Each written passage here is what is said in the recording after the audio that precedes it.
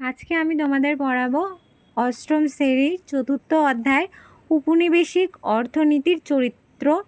Question answer, short question, বড় question, SAQ, MCQ, all question দেব। আজকে তোমাদের আমি 2 পৃষ্ঠা পড়াবো। বাংলার ভয়াবহ 76-এর মর্মন্তর কত খ্রিস্টাব্দে হয়েছিল? অ্যান্সার 1769 থেকে 70 খ্রিস্টাব্দে। কত খ্রিস্টাব্দে কে বাংলার ইজরাদারি ব্যবস্থা চালু করেন? 1772 খ্রিস্টাব্দে ওয়ারেন হেস্টিংস বাংলার ইজরাদারি ব্যবস্থা চালু করে। কত সালে কে পাঠশালা বন্দোবস্ত চালু করেন? 1772 খ্রিস্টাব্দে ওয়ারেন হেস্টিংস। কে কবে চিরস্থায়ী বন্দোবস্ত চালু করেন? 1793 খ্রিস্টাব্দে কর্নওয়ালিস। কে কবে 10 সাল্লা বন্দোবস্ত চালু করেন? 1790 খ্রিস্টাব্দে লর্ড কর্নওয়ালিস।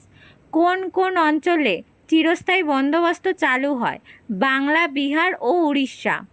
বাংলায় জমিদারি ব্যবস্থা কে প্রবর্তক করেন? কর্নওয়ালিস। চিরস্থায়ী বন্দোবস্তের অপর নাম কি ছিল? জমিদারি ব্যবস্থা। বঙ্গদেশের কৃষক প্রবন্ধটি কে লিখেছিলেন? বঙ্কিমচন্দ্র চট্টোপাধ্যায়। চিরস্থায়ী বন্দোবস্তের চিত্র কোন বাংলা সাহিত্যে পাওয়া যায়? বঙ্কিমচন্দ্র চট্টোপাধ্যায় বঙ্গদেশের কৃষক ও শরৎচন্দ্রের মহেশ গল্পে পাওয়া যায়। দাদন কি?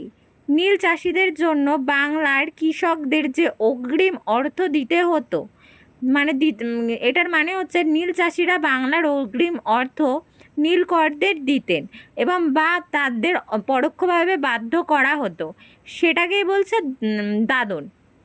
প্রথম কবে 10 জন বাংলায় কৃষককে দাদন দিয়ে নীল চাষ করানো হয়? 1788 খ্রিস্টাব্দে।